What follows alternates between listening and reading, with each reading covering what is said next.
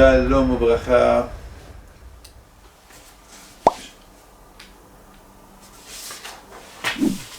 Que Hachem protège, vous donne la santé, la joie, la prospérité, Keneratson. Aujourd'hui, nous allons parler de la Gava de Moshe Rabbeinu Alav Shalom contre Paro. Comment il a. Maintenant, vous allez me dire, Moshe Rabbeinu il a la Gava Shalom. C'est de la folie ce que je veux vous dire. Il n'y avait pas un qui avait la Anava comme Moshe Rabbeinu. Bémeta, j'ai bien envie de voir Moshe Rabbeinu Alav Shalom. La façon, comment il parle à parole. Alors, nous, on croit que Moshe, quel gars comment il affronte Paro. Waouh! Moshe Rabbeinu était effacé.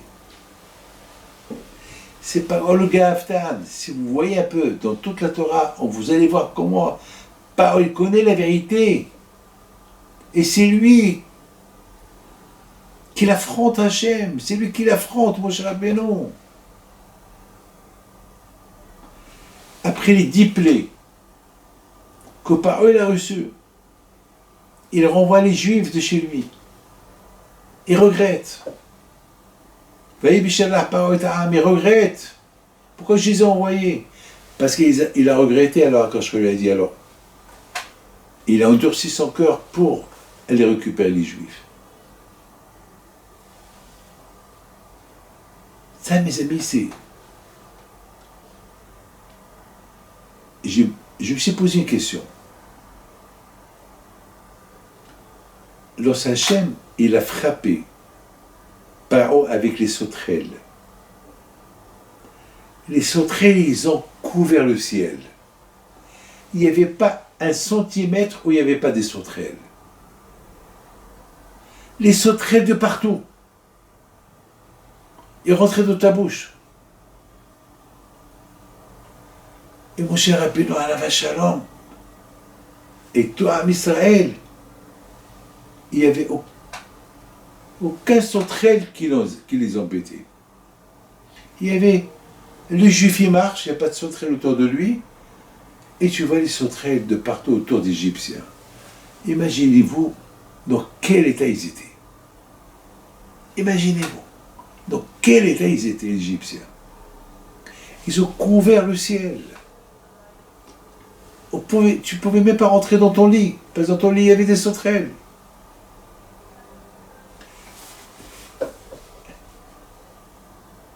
Vous savez que lorsque j'étais jeune au Maroc, on mangeait les sauterelles. Ça va vous apparaître un peu bizarre. Vous savez que je faisais à mon père des omelettes avec les sauterelles. Ils étaient bonnes. Maintenant, on ne les mange plus. Mais lorsque j'étais jeune, une fois, je crois, une fois par an, il y avait des milliards de sauterelles qui venaient. Et je me rappelle, j'allais avec mon frère Rabbi Haïm, on faisait bouger les arbres, et les sauterelles tombaient, on les apportait à maman. Les sauterelles, toujours, ils étaient en dehors de la ville. Et vous savez que les sauterelles, ils font des dégâts. Mais on les mangeait. Ce n'est pas toutes les sauterelles qui sont mangeables. Il y a des sauterelles qui sont cachères. Bon, maintenant on est... Je raconte une histoire. Il y avait une fois Haïm Kanivski, Alav Shalom, qui était en train de discuter avec un rabbin les lois des sauterelles. Parce que la Torah, elle permet les sauterelles. Elle permet certaines sauterelles. Et ces sauterelles qu'on mangeait au Maroc, ils avaient là-bas un cas. Ça veut dire cachère. C'est la folie. Il y avait un cas. Dans leur ventre, il y avait cas. Donc la Torah, elle est permise, mais pas toutes les sauterelles. Certaines sauterelles que la Torah. Alors, c'est ces sauterelles-là qu'on mangeait au Maroc. D'ailleurs, il y avait une discussion entre Rabbi Haïm Ben Attar et Rabbi Khalifa Malka. Est-ce que, à propos des sauterelles, Rabbi Haïm Ben Attar, Or HaChaim HaKadosh, il disait que même s'ils sont cachés, il ne faut pas les manger. C'est dégoûtant. C'est comme des cafards. Mais Rabbi Khalifa Malka et beaucoup de rabbins, ils ont dit non, c'est permis. Il faut les manger. Et moi, je me rappelle, moi, je faisais les omelettes avec les sauterelles à mon père. Je me rappelle, jamais j'oublierai. Bon, mes amis, c'est comme ça. Et jamais j'oublierai comment ma mère, Zechona Libracha, elle nous faisait les repas le soir avec les sauterelles. Les sauterelles cachères, bien sûr. Les amis,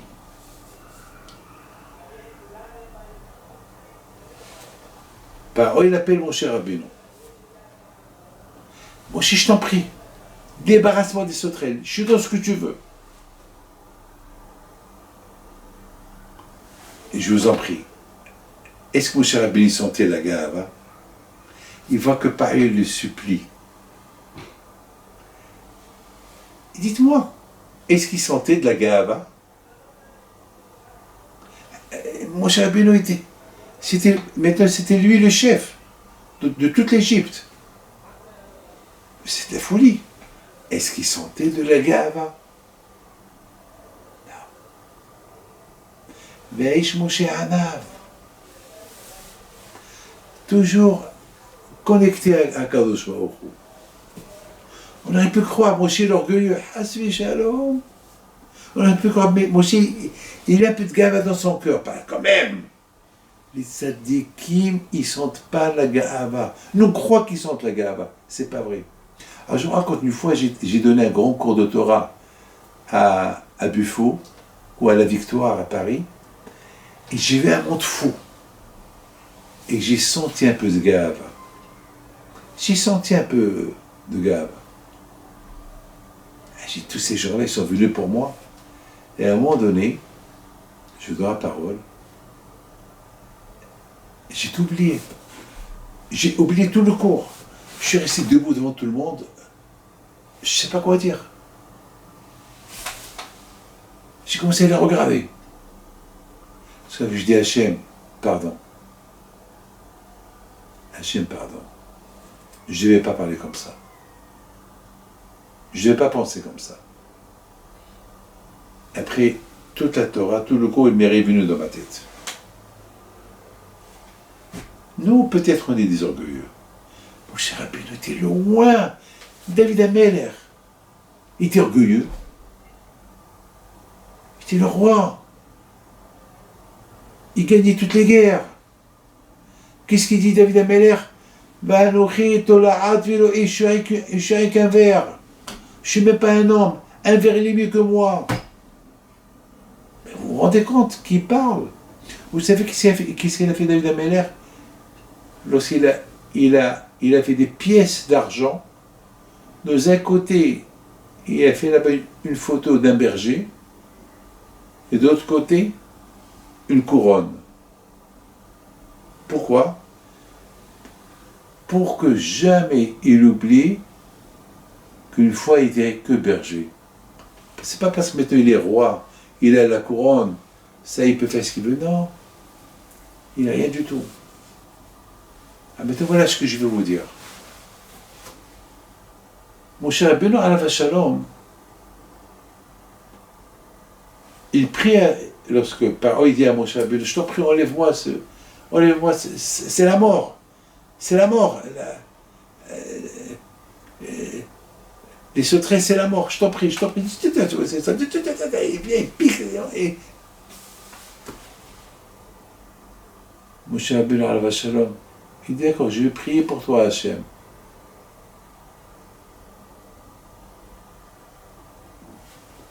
Il prie Hachem, tous les sauterelles, ils ont disparu. Tout a disparu. Et voilà Paro, il endurcit son cœur, il dit à Moshe, non, je n'envoie pas les Juifs. Alors, Moshe Rabbeinu lui dit, tu vois, tu te moques de moi. Encore, tu te moques de moi. Encore. Cette gava contre le bon Dieu. Alors maintenant, les conseillers royaux, ils disent à Paro, renvoie-les, ça suffit.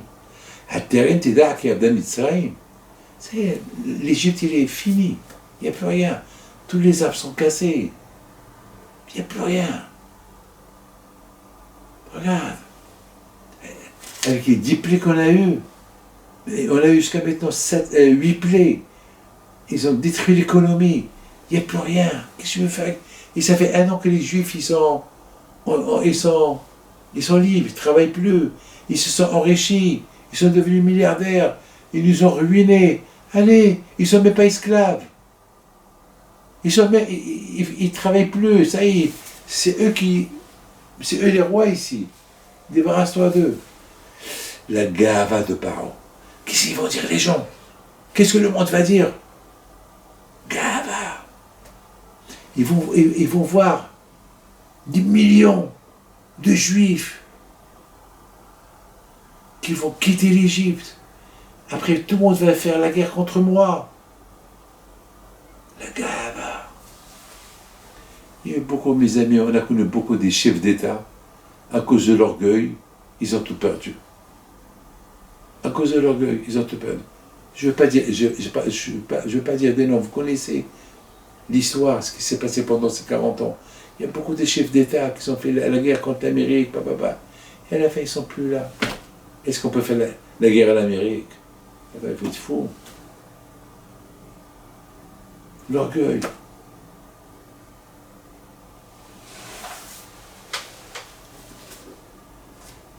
Alors, Paro, il dit à Moshe Rabbeinu, Moshe, dis-moi, mi va mi haolchim, qui va quitter? Il lui a dit, Benarenu, Biskenenu, Biptsonenu, tout le monde. Alors Paro lui dit, attends, allez-y, il n'y a que les vieux, laissez les jeunes. Il dit, non. Si on quitte, on quitte. On prend tout avec nous. Hey. Avant, il y a quelque temps, je t'avais dit qu'on va aller pour 3 jours maintenant. Ça y est. Alors, Paro lui dit, tu sais, j'ai de la peine pour vous. J'ai vu dans l'astrologie que vous allez tous mourir. Je vois du sang. J'ai de la peine pour les enfants. Laissez-les. Que les vieux ils partent. Mais laissez les enfants, j'ai peur de la peine. Regardez quel rachat à Paro. Il a oublié combien des centaines, combien des milliers il a égorgé pour se laver avec leur sang des enfants. Et bien tout soudainement, il a de la peine pour eux. Moshe Rabbeinu dit non, on prend toi. Alors c'est écrit dans la Torah, Vaigaresh otam et pne Paro. Et ils ont été jetés de la face de Paro. Et Rashi ne comprend pas. Qui les a jetés? Rashi ne répond pas. Parce que si c'est Paro qui les a jetés, la Torah devait dire Vaigaresh otam Paro. Et Paro les a jetés. Il a jeté Moshe et Aaron. Si c'est les serviteurs de Paro, alors la Torah devait dire Ve'abde Paro girshoit Moshe et Aaron. Et les serviteurs de Paro ont jeté Moshe et Aaron en dehors du palais. Mais là, qui les a jetés? Rashi ne répond pas.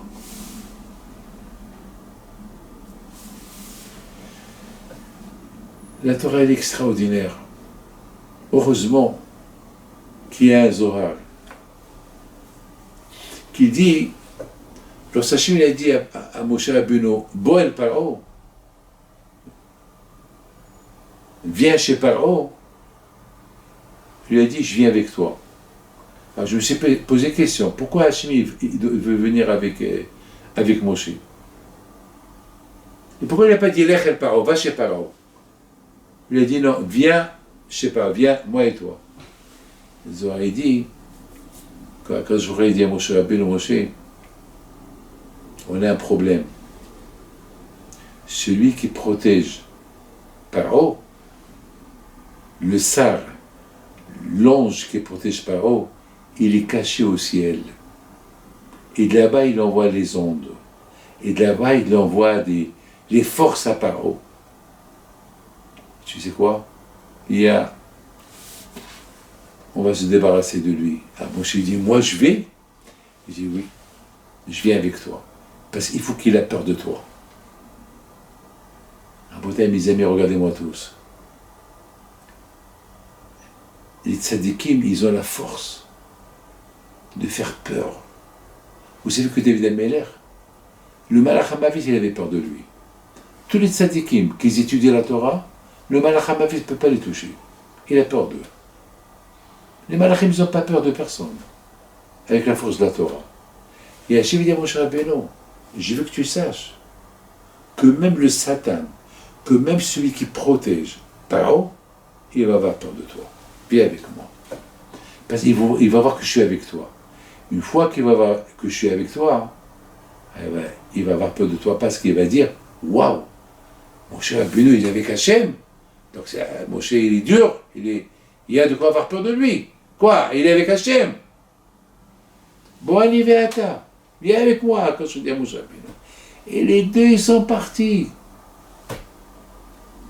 dans l'endroit où le Malach, l'ange qui protège l'Égypte, il est caché. Il s'appelle Hatanin Hagadol. De là, il a pris. Dès qu'il les a vus, il s'est sauvé. Où il s'est sauvé? Il a quitté le ciel. Il est parti où? Au palais de Paro. Donc il se cachait dans le palais de Paro. Maintenant vous allez, qu'est-ce qu'on a posé comme question? Qui a jeté Moshe? On a dit c'est pas Moshe, c'est pas possible que c'est Paro qui l'a jeté. Alors qui l'a jeté? C'est serviteur. Non, c'est pas écrit. Alors qui l'a jeté? Eh bien celui qui l'a jeté, c'est ce Malach, cet ange qui protège Paro. Il a apparu à Moshe Rabbeinu. Et lorsque Moshe Rabbeinu l'a vu, il est parti. Pourquoi? Il n'a pas voulu voir l'image d'Aracha, parce que le moment il n'est pas venu maintenant pour le tuer. Et quand est-ce qu'il est mort? L'ange de Paro, la paracha de cette semaine. C'est écrit, lorsque les Juifs ils ont traversé la mer, tous les Égyptiens ils ont coulé. Tab'ou. Coulé dans la mer. Et c'est écrit Vayar Israël et Mitzraïm met asfatayam. Les Juifs, ils ont vu Mitzraïm mort. La Gemara dit qu'est-ce qu'ils ont vu? Pourquoi ils n'ont pas écrit Mitzrim? Pourquoi c'est écrit Mitzraïm? Mitzraïm c'est singulier. Mitzrim c'est pluriel. Pourquoi la Torah il dit pas que les Juifs ils ont vu l'Égyptien mourir dans la mer? Pourquoi ils ont dit Mitzrayim? Et la Gemara dit ils ont vu Sarosh et Mitzrayim met Asfataïm. Ils ont vu le Malach qui protège Paro et l'Égypte, et ils l'ont vu mort. Le Kouah de Moshe Rabbeinu. C'est écrit après Vaya Amino Badonai O Moshe Avdo Azaché Moshe. Là, les Juifs, ils ont eu l'émouna. Ils ont vu la force de la Kadosh Baruch Hu. Là, ils ont commencé à avoir l'émouna. Et en Moshe, et en Akadosh Baruch Hu. Vayem Vashem, ou Moshe Avdo. Voilà, Rabotai. Avec tout ce que Moshe Rabbeinu a fait, on aurait pu croire que Moshe Rabbeinu était la gava, était orgueilleux. Shalom. Il affronte Paro, il affronte tout le monde.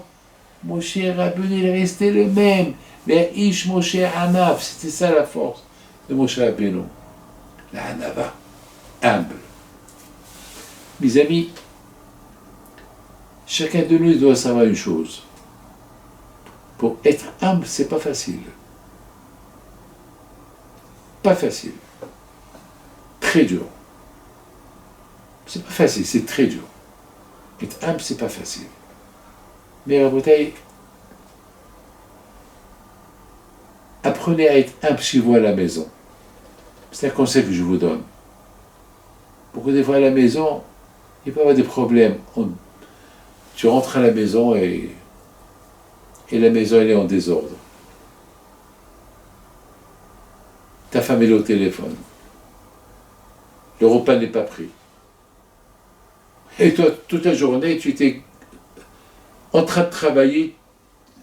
La sueur, surtout si il n'y a pas la clim, s'il n'y a pas le chauffage de travail, tu travailles, tu viens fatigué.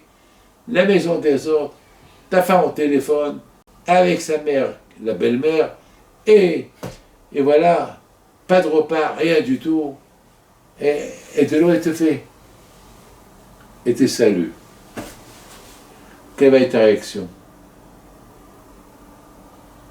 Tu vas t'énerver. Espèce de pourriture. Tu vas t'énerver. Tu vas commencer à crier. Cette colère, c'est la gava. Dans la gava, dans l'orgueil, il y a toutes les mauvaises qualités dans l'orgueil. De l'orgueil, il y a la kin'a, il y a la jalousie, il y a la shonara. Toutes les mauvaises. Il y a une seule personne qui peut être orgueilleux. C'est Hachem. Adonai Malach Geotavesh. Lui, c'est lui qui a tout fait. Tout est à lui. Lui, oui. Il peut être orgueilleux. Lui, il a le permis. Lui seul, oui. C'est le patron. On dit, qui peut dire à Hachem qu'est-ce que tu fais? Tout est à lui. Mais toi, voyez, je vous donne une expérience Shabbat. Shabbat, j'arrive à la maison, toute la famille elle est là. Voilà, vous savez, Shabbat, c'est... Les journées sont courtes, il faut que je me repose. Moi, Shabbat, il faut que je me repose. Il faut que je dors une petite demi-heure, 3/4 d'heure, il faut. C'est ça ce qu'on appelle Shena be Shabbat Ta'anoug. Shabbat, c'est le plaisir de dormir, tu manges un bon repas. Après, j'ai des cours de Torah. Shabbat, c'est pas... Je fais presque 4-5 cours par le Shabbat. Et j'étudie aussi. Je me lève tard la nuit, j'étudie. Et voilà, et j'arrive, et tout le monde est là. En même temps, je fais... On a fait qui douche. Je me lave les mains, je m'assois. Alors, il faut... C'est une femme qui se lève pour apporter quelque chose. Moi, je fais le moutsi. Après, elle vient... C'est encore une autre femme qui se lève. Et moi, je ne peux pas commencer le moutsi parce que tout le monde était assis. Alors, à un moment donné, je commence à m'énerver dans ma tête. Et après, il y a la troisième qui se lève. Et je commence à regarder. Depuis ce que je fais... Après, c'est deux qui vont se lever. Je me suis énervé. Et je voulais dire... J'ai dit, David, calme-toi. Calme-toi. Qui a gagné dans l'affaire? C'est moi. J'aurais pu dire... Qu'est-ce que c'est ça? C'est l'autre qui va me dire... Et après, j'ai fait... Alors voilà, la guerre commence. Après, ça devait l'orgueil, la bouteille. Moshe Rabbeinu, c'était le symbole de la Hanava. Le symbole de la Hanava, il ne répond pas. Effacé. Comme David Amelech, Alav Shalom. Il était effacé. David Amelech. Il s'appelait Tolaat. Moshe Rabbeinu dit, moi et mon frère Aaron, Vanahnouma, on n'est rien du tout, on est inexistant. Abraham Avinu aussi était un grand Hanav, il a dit, nous, on est que Afar va faire. Alors, écoutez bien, Moshe Rabbeinu, tout le temps, il affronte Paro avec humilité, avec Hanava. Il supportait Paro. Mais il n'a pas pu supporter le malach. L'ange qui protège Paro, c'est le Rosh HaKlipa, c'est la tête de la Touma. Ça ne pouvait pas. Alors je me suis posé une question. Pourquoi Hachem n'était pas à côté de lui pour l'affronter? Pourquoi? Mais c'est Hachem et Moshe qui l'ont fait descendre de là-haut en bas. Pourquoi ils ne l'ont pas affronté? Pourquoi Moshe, il faut qu'il se sauve de lui? Vous savez pourquoi? Parce qu'ils avaient encore besoin de lui.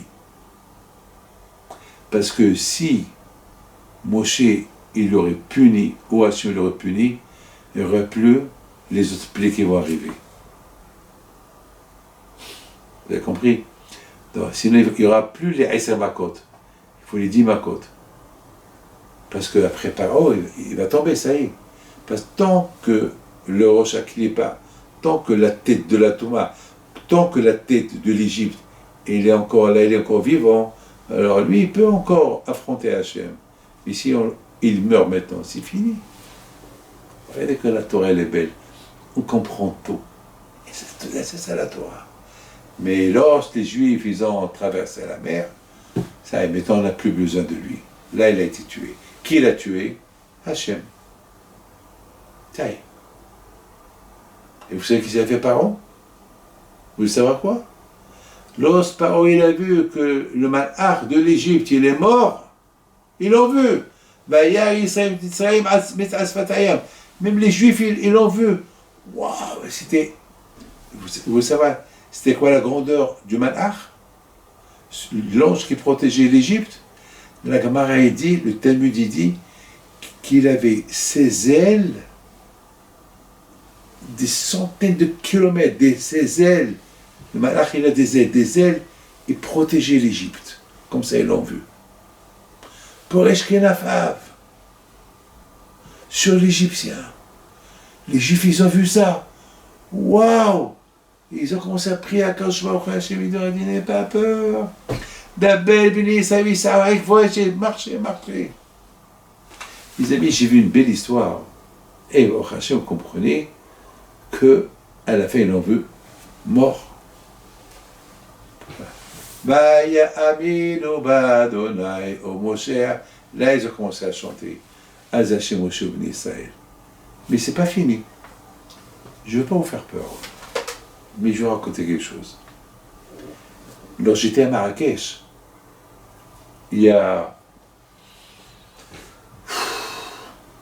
j'étais marié, je crois, avec 2 enfants.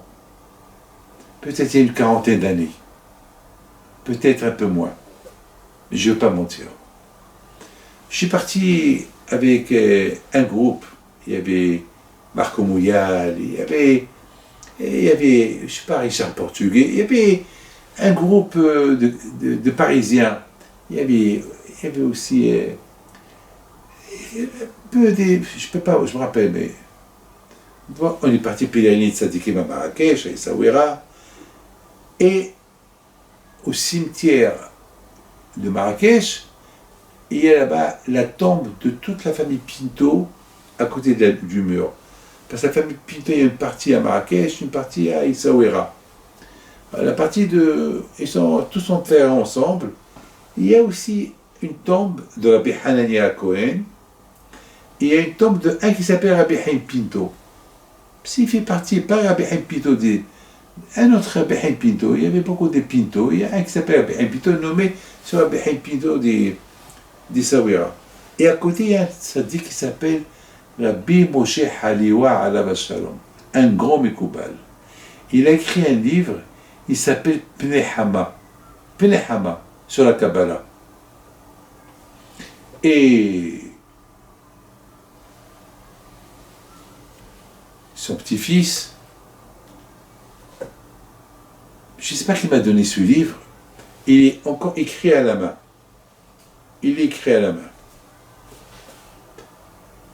Et j'ai commencé à le lire. C'était la paracha de Béchalah. La paracha de cette semaine. Je vous parle il y a 40 ans, 35, je ne peux pas vous dire. Peut-être 40 ans, un peu moins de 40 ans, mais je ne peux pas trop. Bon. Il était 2h du matin, 3h du matin, parce qu'on a pèleriné, on est arrivé tard, on a mangé. J'étais dans ma chambre. Je prends le livre, je l'ouvre. J'étais en train de lire la paracha de Béchalah. Et là-bas, j'étais en train de lire Vatikach Miriam Anivia. Après les Juifs ont traversé la mer, et la mer après s'est refermée, et tout le monde est mort. Les Égyptiens, ils sont morts. Ils ont été engloutis dans la mer, et l'ange des Égyptiens, il est mort. Et c'est écrit, Vatik et Myriam, elle a pris le tambour, avec les femmes, ils ont commencé à chanter. Batikaheta tof beyada, un truc, un instrument musical, et les femmes, ils ont commencé à chanter. Ils ont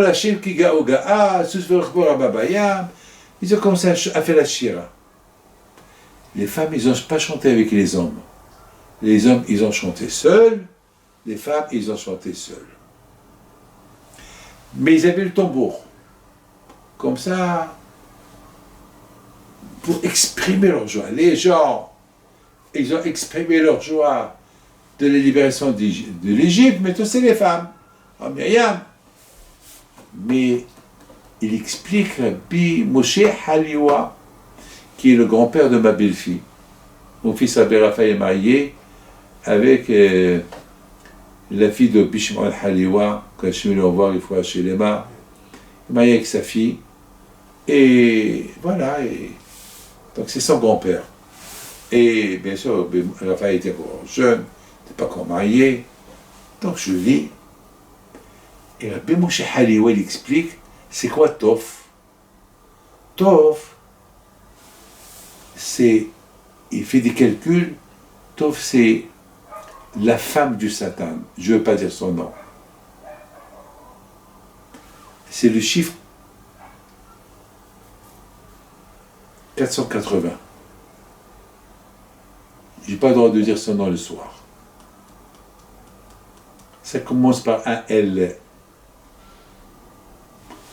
Alors, c'est quoi le Tov? Elle, Myriam et Aharon. Si tu lis Aharon, Rabbi Moshe Haliwa, il fait un calcul sur Aharon, qu'on va arriver aussi au chiffre 80, 480. Ça veut dire que Myriam et Aharon, son frère, les deux, ils ont éliminé, ils ont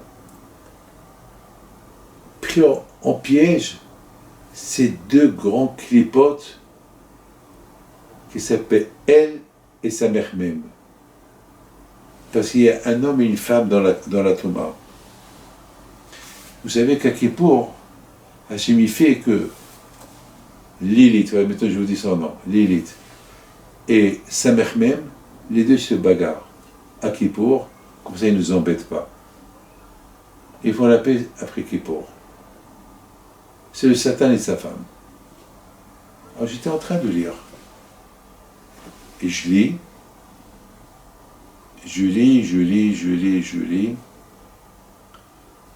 Et je sens que les rideaux de la chambre ils bougent. J'ai cru que c'était... Peut-être c'était... Une fenêtre il est ouverte. Je vois que toutes les fenêtres sont fermées. En plus c'était l'hiver. En plus vraiment il faisait froid. Alors j'ai dit peut-être j'ai mal vu. Je m'assois encore et je continue à lire et je vois encore les rideaux qui bougent. Là j'ai eu peur.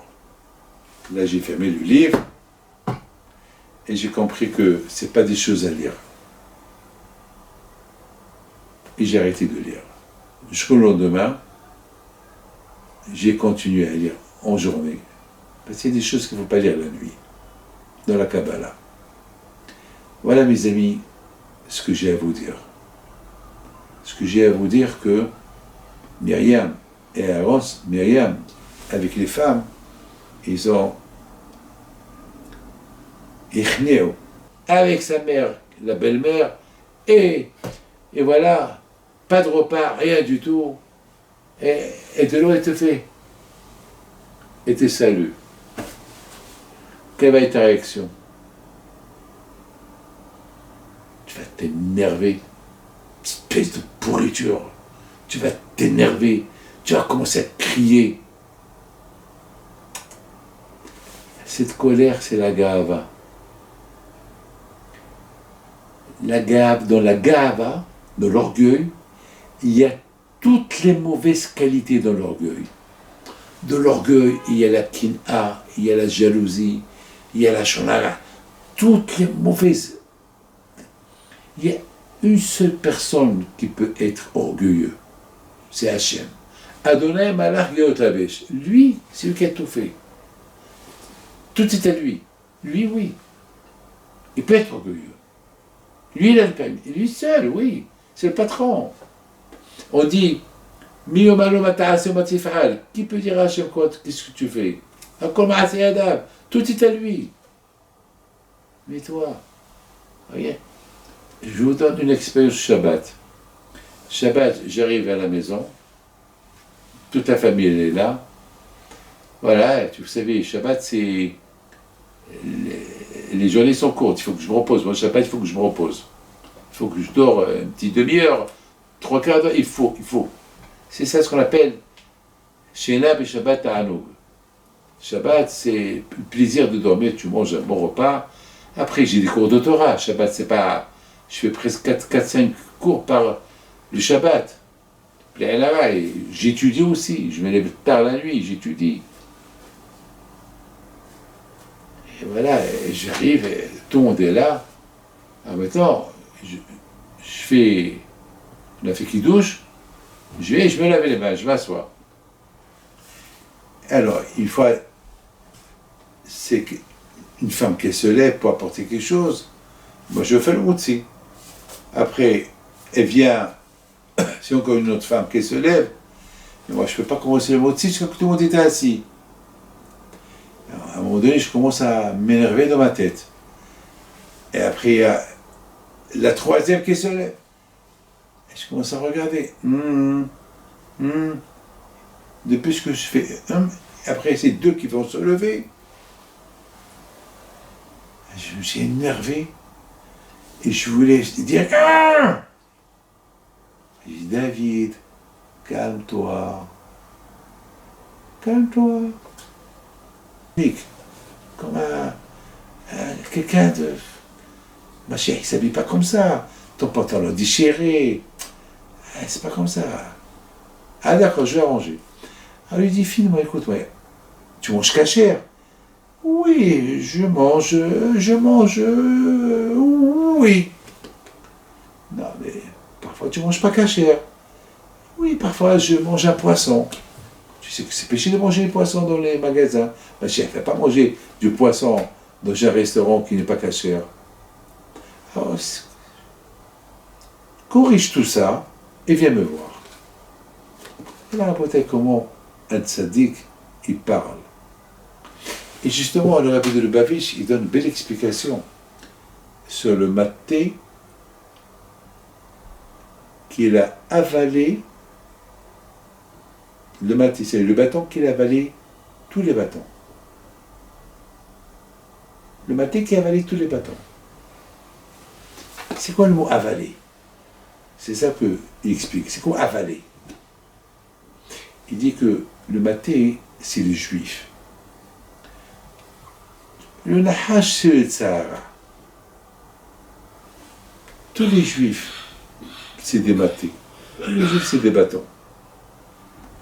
Le plus important est que le juif, il arrive à avaler d'autres juifs. Comment les avaler?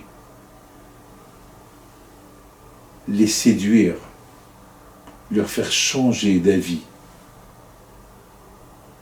contre la Torah. Ça veut dire que je rends la personne bien. Parce que chaque juif, il a le potentiel d'être bien. Chaque juif, il a le potentiel d'être bien. Mais malheureusement, il y a le tzara qui est fort. Alors, le travail, c'est le maté, toi, avec tes connaissances de Torah. Essaye d'avaler, de les avaler, que par tes connaissances, tu vas avaler le côté mal qu'ils ont et tu vas les rendre le côté bien. Parce que beaucoup de fois qu'ils sont faits, on voit quelqu'un qui est mal, mauvais, on s'éloigne de lui. T'as rien fait. Approche de lui, aide-le. Et sépare le côté mal qu'il a, rends-le comme toi, bien. L'influence, la bonne influence. Voilà mes amis, ce que j'ai à vous dire. Donc, Ezat Hashem, on a bien compris qu'aujourd'hui, pour que Mashiach vienne, si Dieu veut, ce qu'on a besoin, le tikkun, c'est la Torah. La Torah. Les bonnes choses. Et voilà. Que Hachem vous protège, vous dans la santé. Amen, amen, amen.